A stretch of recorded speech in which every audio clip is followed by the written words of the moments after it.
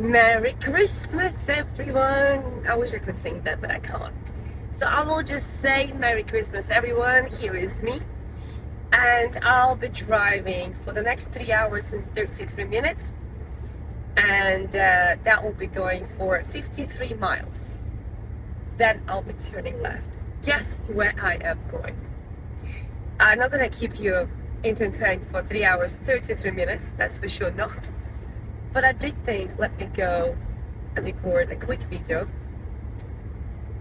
on a Christmas day. And what I would like to say is, as many times as we are excited about upcoming events, I think it's important to also reflect on our journeys between those events. And I'll be honest with you, for me personally, between Christmas and New Year, a more significant event is a New Year for sure. Well, first of all, because I grew up with celebrating New Year more than Christmas. And the reason for that is because even though I'm a Christian, I'm Orthodox, which means our Christmas is sometime, Orthodox people, please help me, January, sometime in January. But even that we never really celebrated because my family was never really that religious. But New Year for us was always a big thing. This is when our Santa Claus, which we call Father Frost, if you would translate that. Obviously you wouldn't, but if you would translate that. This is when our Father Frost would come around with presents, and we would have to either read a poem or sing a song or perform a dance in order to receive a gift. And of course, Father Frost would be always one of those missing relatives on the night. Could be grandfather or stepdad or somebody else, but they're always missing miraculously. Whilst you as a child being all excited because here's the Father Frost here with presents and all that. So naturally it became a thing to celebrate New Year more than Christmas.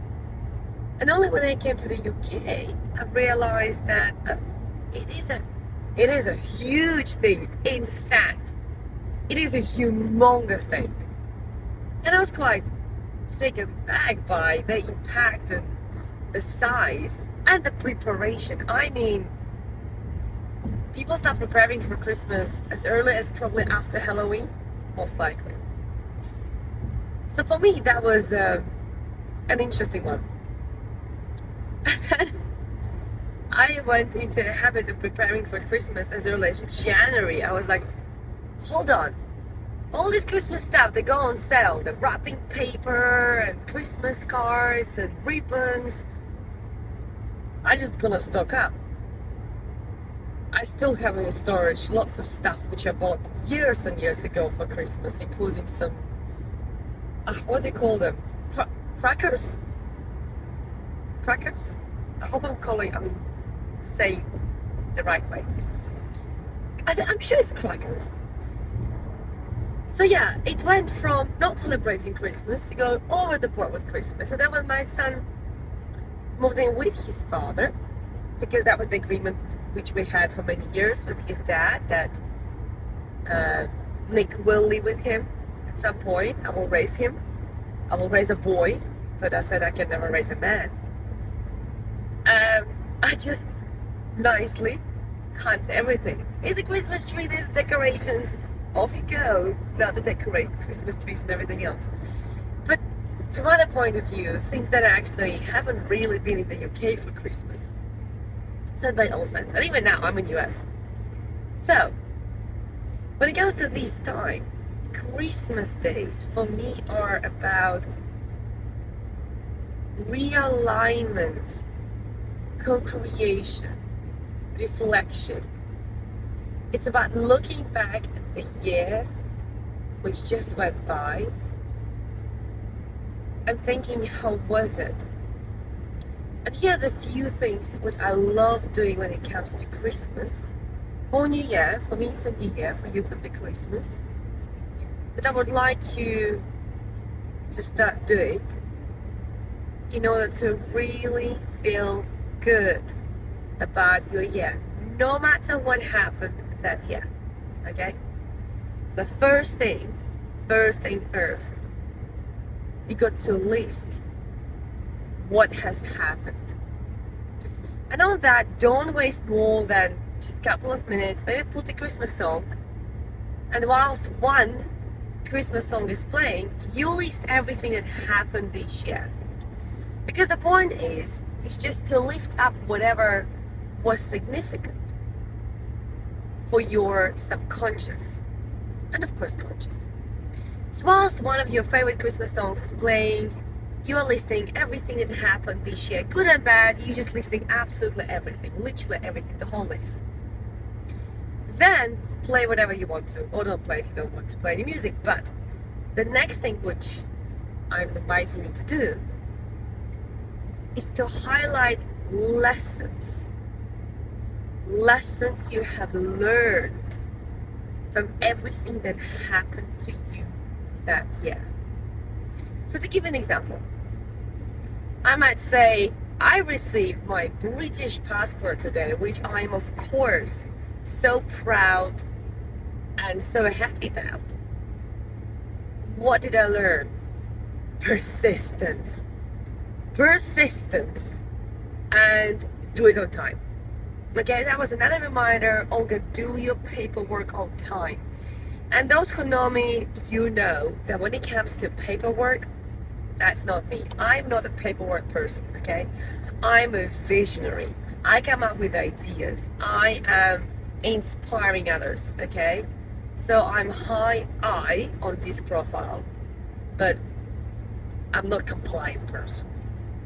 I like breaking rules. So when it comes to paperwork, so of course, it took me 15 years to get my British passport, not just 5 years. I started processes a few times before, and for one reason or another, I did not complete them. Okay, I would either got distracted by my husband's cheating, happens, or I got distracted by the house move, or I got distracted by something else. So every single time I would just not complete the process. So what did I learn? Persistence and do it on time. Okay, set the deadline and do it on time. But again, paperwork is not my favorite. So what did I learn? Are these two lessons? Okay, let me give you a negative one. What else has happened this year? Negative turning into positive, actually. I'm sure you know what's coming. Negative one, me finding out very shortly after New Year, which my ex-husband doesn't know about it. I found out that my ex-husband is cheating on me. What did I learn? That was a powerful lesson. First, I learned that as much as you hope and you see his potential, let him go, Olga. As much as you want you two to be a power couple and overcoming all the challenges, stop loving the potential of this man. Let him go and ask yourself what's wrong with you. Why are you even still there? What did I learn once I asked myself that lesson? That actually I was following the program and the generational addiction of picking up an addicted man who have no desire to change, but it gives us so much drama. And I used to be an actress. Some of you don't know that, but I used to be a model and an actress in my past. Okay, so drama is like, hello. Even when I talk, many people say, you're so expressive. Drama. So of course, generationally, we were doing that. And I knew I would never be with alcoholic because I grew up with alcoholics and that's not what I would ever go after.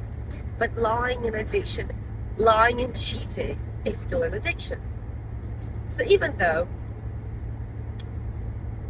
I was conscious about not going ahead with alcoholic men, I still picked subconsciously an addicted man who would give me enough of drama, because that's what we women we're addicted to, the drama. There are many addictions. In fact, I'm gonna make a separate video of that, talking about addictions. So speaking about learnings from that negative experience, oh gosh, I can tell you loads and loads and loads, okay? In addition to that, another lesson was the fact that he was mirroring beautifully to me. That's exactly what actually I shared with Tony Robbins at the With Destiny event. He was mirroring to me beautifully that I was not committed to myself. Period. I was not committed to my goals. I was not committed to my plans. Hence British passport only 15 years later. I was not committed to my purpose. I was not committed to my mission. I was not committed to myself.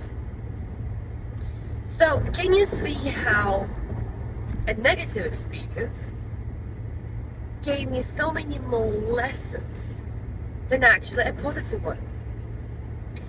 And that's why I like to create a list of everything that happened, because I know that we don't really learn from positive experiences. We celebrate them, we jump up and down, we go for a meal, we cheer with other people, but we don't really learn from them unless we consciously do that, as I'm inviting you to do it today. But when it comes to negative experiences, the minute you approach it from a learning experience and you literally ask yourself a question about what did I learn, you will extract so many lessons. So that's the second thing I want you to do, or I'm inviting you to do, because who am I to tell you what you should do? So I'm inviting you to do first, whilst your favorite Christmas song is playing, list all the things that happened this year, and then extract the lessons that you have learned from both negatives and positives. The next thing I'm inviting you to do is to share what are you proud of. And you might think, Olga, how does it make sense? It could be the same thing. Like, you are proud of getting your British passport? Yes, I am. But is it really the fact of British passport? Or is it all the efforts I have put despite the challenges, despite everything? And I made it. So I'm proud of my resilience, actually. See the twist there? When it comes to my divorce, I'm proud of walking away. Oh, and the biggest thing I'm proud of, the drama queen still jumps in, is overcoming my drama queen. Seriously, if I tell you how I was planning to inform my ex-husband about the divorce, you will laugh. Or maybe I should tell you. Okay, I'll tell you. So my coach is asking me, Olga, how are you planning to tell your husband about that? Ideally, Ola, you should do it face to face. Don't do it over the phone when you're gonna have a chance. We don't have a chance because I made up my mind long ago, but we don't meet because he's traveling and I'm traveling, and he went to see his son in New York. I bought him a gift to go to, like a ticket to go to see his son in New York, celebrate his birthday there, because I already knew I'm done with you, man. I was like, I'm done. I know what you're doing, son. I'm done with you, and I can't see you next to me. And I don't want to see you for your birthday either. But I knew that before I finished on that relationship, I had to practice brand new me. That's exactly what we're working with our coach on, the brand new me, whilst in preparation for the divorce. So what happened there? She asked me one day, Olga, how do you plan to tell him? And I said, oh, I have a plan. I quite like the pun. The drama queen, seriously. I said, I have 2 envelopes. You will see me changing completely because that's the drama, okay? I said, I will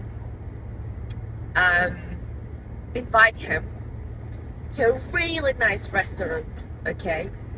And I will take with me 2 prepared envelopes. One is smaller, and it says to Manel on it. Another one is bigger one, and it says to my husband. And on it there are lots of love hearts and lots of writing and all that. It's like big A4 envelope. But another one's like tiny, like little tiny card envelope. And I'll put my best dress, I'll do my makeup, and I'll put Louboutin shoes. I will look spectacular. I even knew what dress I'll be wearing. So, we're gonna go to the restaurant. We're gonna sit down, and I will ask him, honey, is there anything you would like to admit to me? And of course he'll tell me, no, honey, I have nothing to share. I'll say, honey, are you sure you have nothing to share with me? He'll tell me, of course not. I know him. How do I know that? Because he's done it before. He's so predictable. She's always looking at me like, and then I'll tell him, okay, you have the last chance to tell me the truth. I know there's something happening, but you're not telling me. So now you have the chance to tell me the whole truth. Knowing my husband so well, he would tell me, no honey, there's nothing to tell you.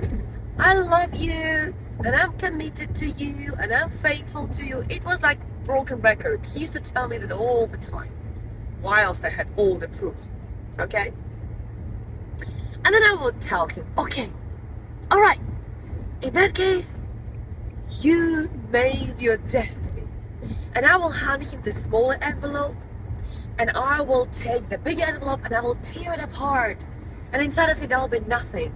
But I'll be just tearing it apart dramatically just to show that there will be something you could have if you would tell me the truth. But because you didn't, you have this small envelope and there's a card. And then he will open the card, and in that card it says, happy birthday, my dear ex-husband. Today on your birthday, I'm gifting you the greatest gift in the world that you don't have to fight anymore for. You don't have to lie.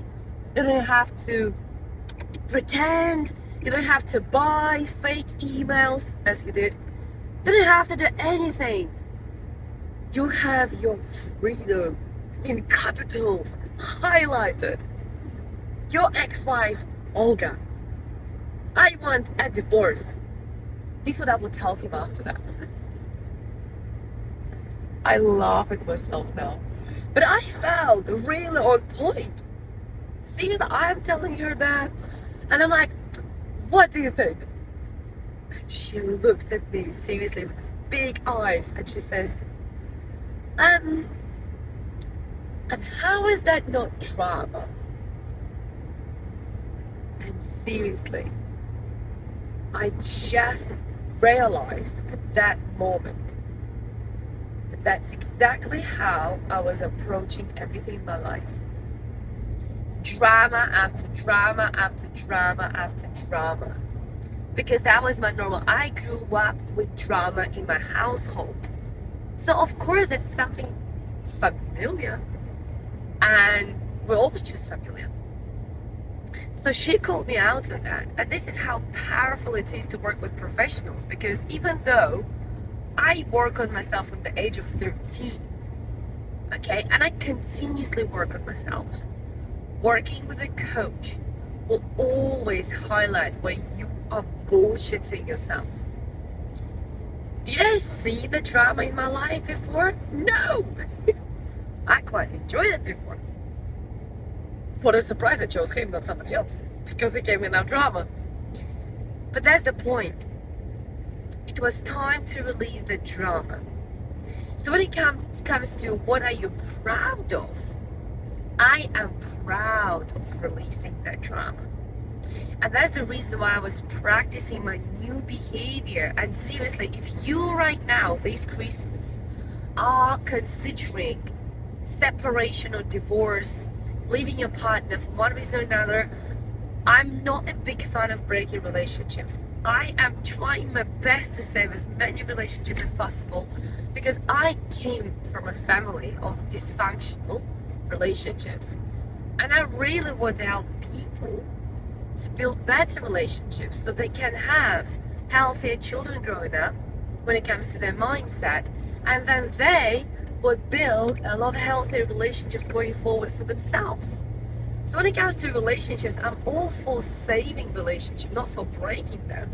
But I'm highly aware not all relationships are meant to be saved. So when it comes to you, if you are on the verge of breaking your relationship right now, for one reason or another, I'm sure you know your reasons. Before you do that, I'd like to invite you to do exactly the same thing what I have done and that I invited all my clients to do every single time when I would work with them. Here's the thing, in many cases it actually helps to save relationships. But every case is different.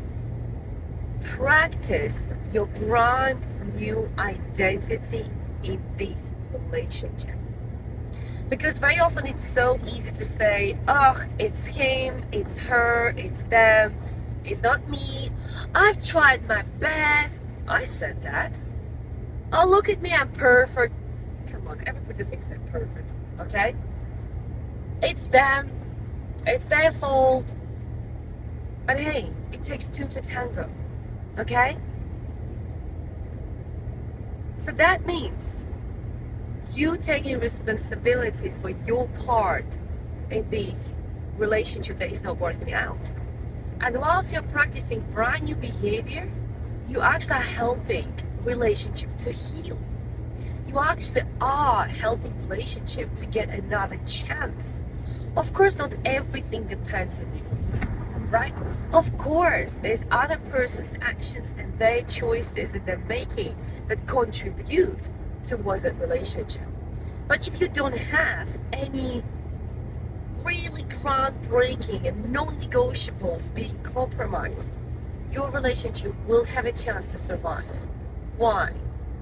Because you will be healing yourself whilst healing your relationship. It's very easy whilst you're blaming the other person to go into the brand new relationship as an old person with an old mindset, with the old limitations and everything else, just to ruin that relationship as well. So I'll give you an example of how I was practicing my new identity. One day my ex-husband, he sends me a message saying something like, oh, have you noticed lately I'm calling you more often than you do? The drama voice. So what did my drama queen do? Straight away I jumped into making screenshots and circling around the phone calls which I was making, start typing to him, really, look at these phone calls. And then I realized, this is a drama queen. This is a drama queen. And I learned this new action, this new thing that I started doing and practicing. And that was doing this. I'm not entertaining this drama. That's it. Just separating myself from the drama.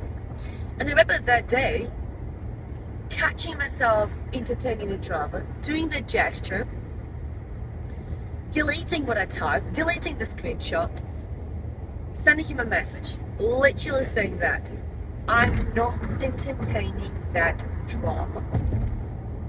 And I remember my hands were shaking. That's the first time I just saw a police car. That was the first time my hands were shaking when I was sending that message to my ex-husband. And that was the day when I started taking over my drama queen. Not her taking over me, but I started taking over my drama queen. So that's why practicing your brand new behavior in the current relationship will help you to change and prepare for your next partner. Just like you would like to receive somebody who is a better version of themselves, they want to receive somebody who is a better version of you. So going back to that announcement about the divorce, my coach was like, how about if you just tell him? And I remember feeling this like, what? Just tell him. But where is the fun part? So when he came to finally announce to him, here's why important to really give a relationship everything. I still asked him. But that was during our coaching session. And I decided it's time to do it. I couldn't last any more longer. That's why those, if you remember, when I actually posted about my divorce, some of you reached out to me and they were like, okay, in a way you look happy. I was like, yeah, it's been like 6 weeks of really deep work on myself and releasing this marriage. Obviously, it's not like yesterday I found out he cheated and yesterday I made up my mind. No, I knew pretty soon after New Year that we are done. But I just was practicing my brand new identity.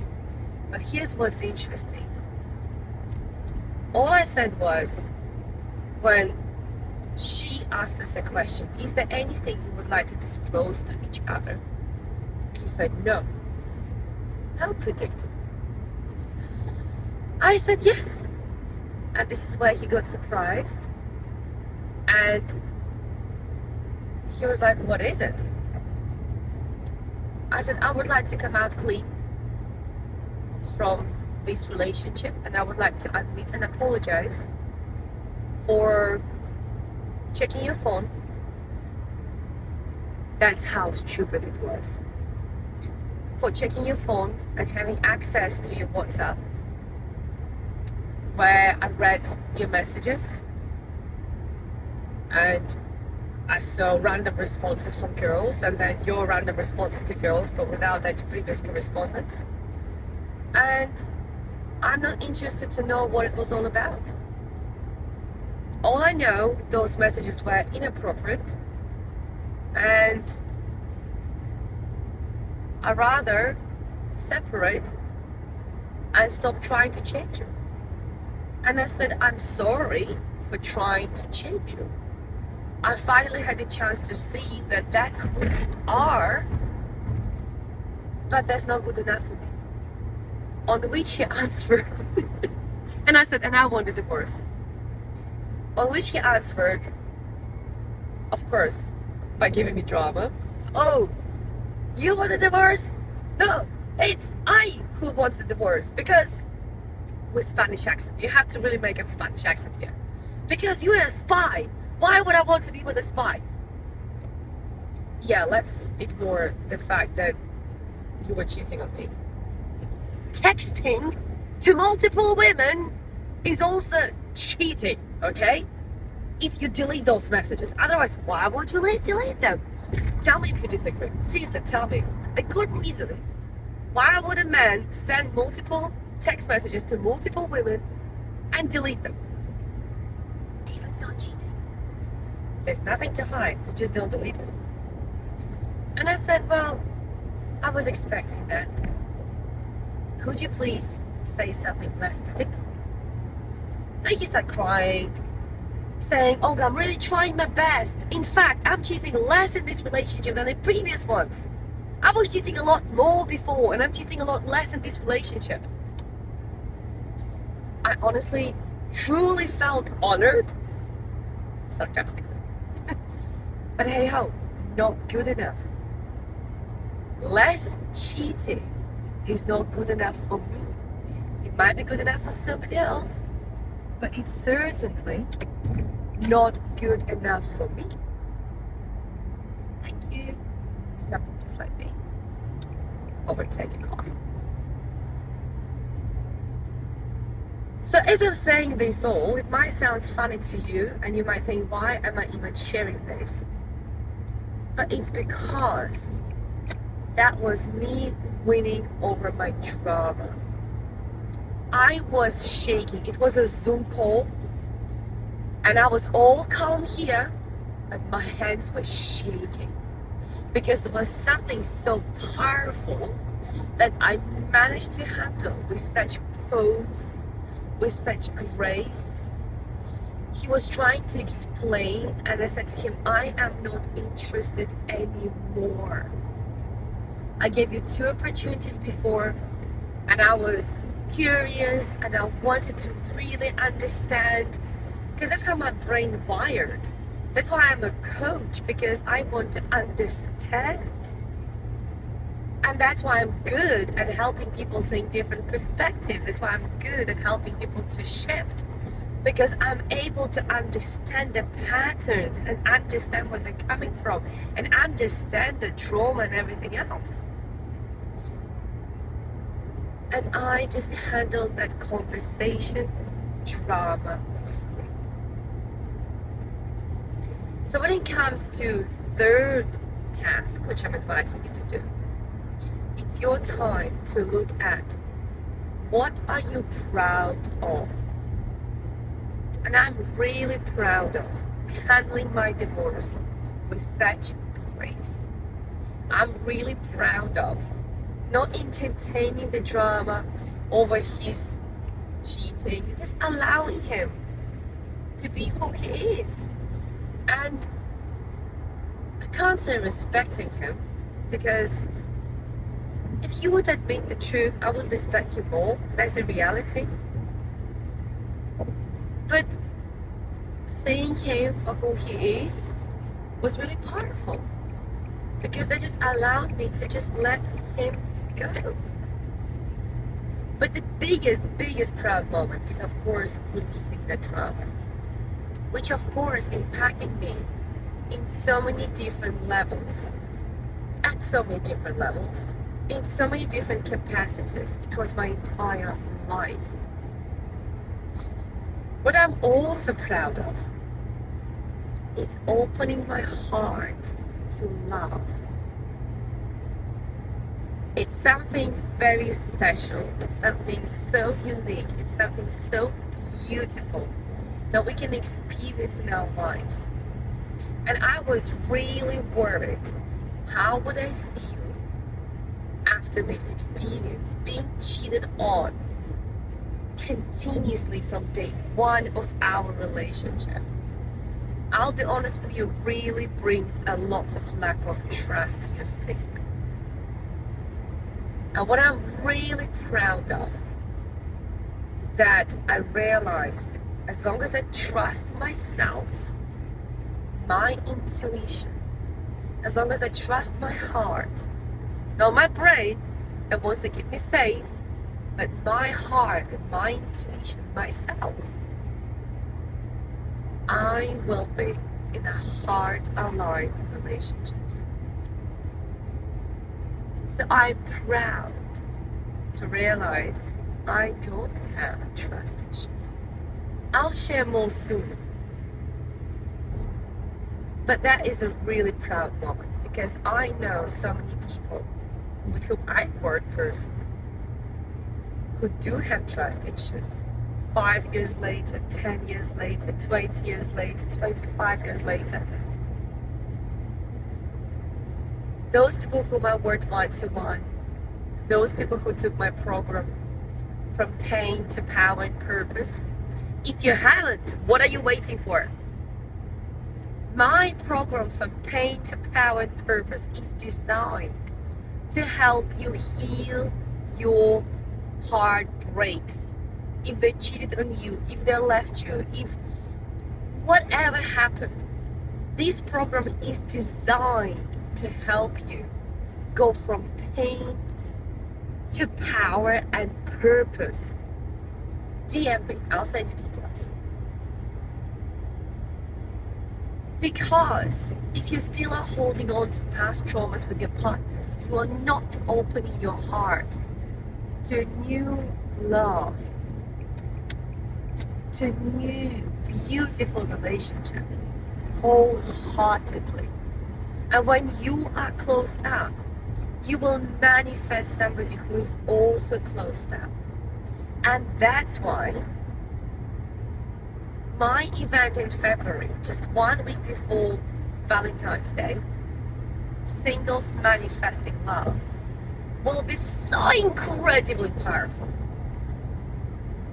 Because we will not only create this space for your new love to come in your heart, at your home, physically, spiritually, emotionally. But we will be doing a lot of really deep and intense work on healing your past relationship traumas, all the way to your childhood. All the way to your childhood. That's how powerful it will be. And it's also going to be online, which means you can join me from anywhere in the world. How powerful is that? Friday, Saturday, Sunday, 3 days to help you create a space for love, to heal your past traumas, to shift your relationship blueprint, and lastly, which is day 3, is becoming the magnet for love. It's becoming the magnet for love. Because one thing is to be ready, but second thing is not attracting those partners. So that's why you absolutely got to join me. And even if you think, I don't have relationships, I'm fine on my own, that's your fear of being heard speaking there. I'm not saying you should need the relationship, but it's beautiful to be in a loving, respectful, amazing relationship that feeds your soul, that helps you grow, that you help them grow, that you both achieve together. It's just beautiful. So why not allowing yourself to be? So come along, join the movement of amazing singles, potentially even meeting their partners in a breakout rooms, because we're gonna have plenty of breakout rooms for you to meet your potential partner. So that'll be exciting to have you there. That's 7th, 8th, and 9th of February. Anyways, I don't want to turn it into promotion, but I really wanted to share that. I'm excited to share that knowledge, that expertise, everything I know with you guys that helped me through my lifetime to manifest partners to learn and grow with. And even though you might say, yo, but you just got divorced. Have you seen how much I learned? Have you seen the practice I have done for my next relationship? It might have been only 3-year-long relationship with my ex-husband, which was amazing practice for my next 30 years long relationship. Hello? I was preparing for my 30, 40, 50 years long relationship. Okay? But what's important is to heal and work on yourself in order to attract somebody into your life. So I'm really excited to share everything I know for you to manifest your love. Who knows, maybe even right there at the event. And the reason why it is before Valentine's Day, because potentially that means you can have your first Valentine's Day together. How exciting. So in any case, that's the third thing I want you to do, or I'm inviting you to do, is to list what are you proud of when it comes to these year's events and learnings that you extracted from this year. And the next thing, the fourth thing, is what are you grateful for? What are you grateful for this year? And the reason why it is about gratitude, because when you are in a state of gratitude, this is when you enhance, you magnetize, you expand, you literally become a magnet for everything that you feel gratitude for. And I'm inviting you not just feel the gratitude in a way, I feel grateful. Feel it, experience that, smell it, taste it. Use all your senses to really experience that gratitude for everything that comes to your mind when it comes to your 2024. You got to really experience that if you want to have more of it. Okay? Because next step is for you to set up the intentions for next year from this grateful space.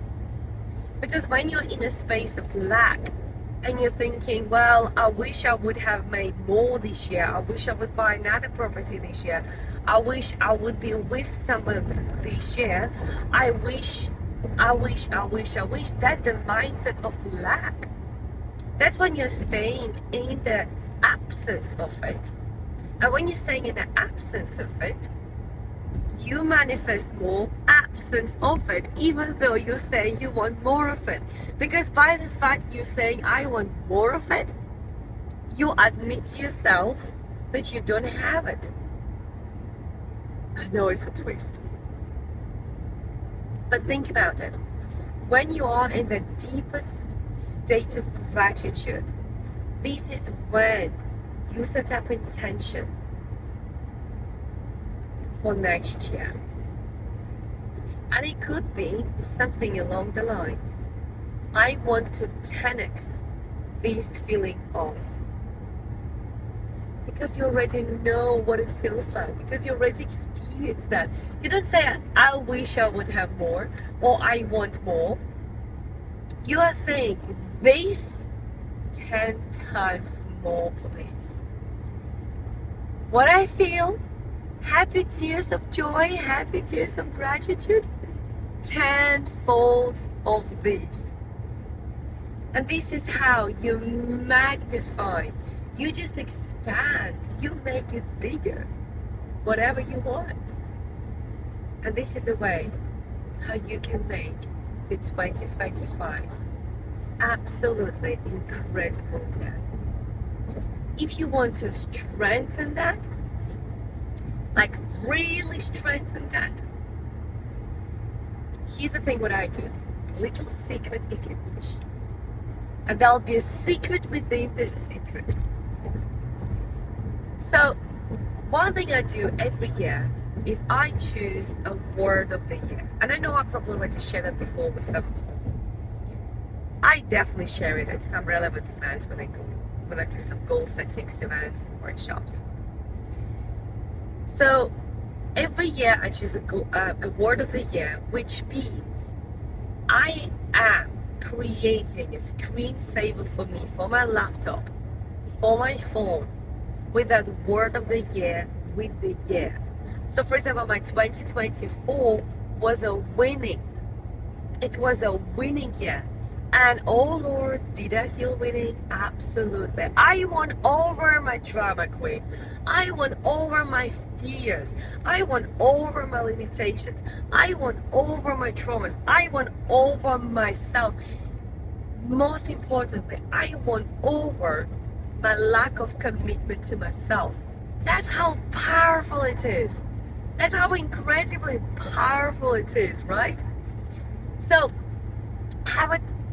you could create actually on Canva. This is how I create it, okay? I go on Canva, I choose a picture, and I'm more than happy to share it actually below this video for just your inspiration. I choose an image and I put it on Canva. It's okay during the year to change your image. I do it on a regular basis because I come up with better and better photos. I like photos. Well, I used to be a model, so of course I like to be in front of camera. And I choose the word of the year and I put the year there. So every time I open my laptop, it's there. Every time I look at my screensaver on my phone, it's there. Right? So every single opportunity you have to look at your word of the year, use it. Use a sticky note on your mirror. Okay? Whatever it is. But program yourself with that word of the year. Again, again, again, and again. And when you look at that again, again, again, you program yourself. In addition to that, I make that word as part of my password. I know I'm safe to share that because obviously. Duh. That's not the only thing I use as part of my password. What did it tell you every time you type it? Too short. So of course I use many other symbols and signs and other things. But what it means, every time I log in somewhere, I'm typing that. So I'm programming myself again, and again. Okay? That's why it goes really deep into my subconscious, because it's constantly on my mind. So my invitation to you is, when you are in this really deep state of gratitude, come up with obviously your intentions. What do you want for next year? I know people call them goals very often, but very often goals are coming up from a space of lack, as I was sharing earlier on. Instead, come up with intentions that actually will help you tenfold what you're feeling now. And then strengthen that by the word of the year relevant to those intentions. Okay? And here's a little secret within the secret that I use to help me to take that word of the year even deeper. Because I see it, okay, I say it, I feel it because I type it, I hear it, okay, so that's 4 senses. But for anything to go really deep into your subconscious, you got to have 5, okay? Smell it. How can you smell the word of the year, Olga? Duh, obviously you can't. But what you can do, here's a trick I do. And I'll write it down for my next year. I go to the shop and I pick a new body lotion.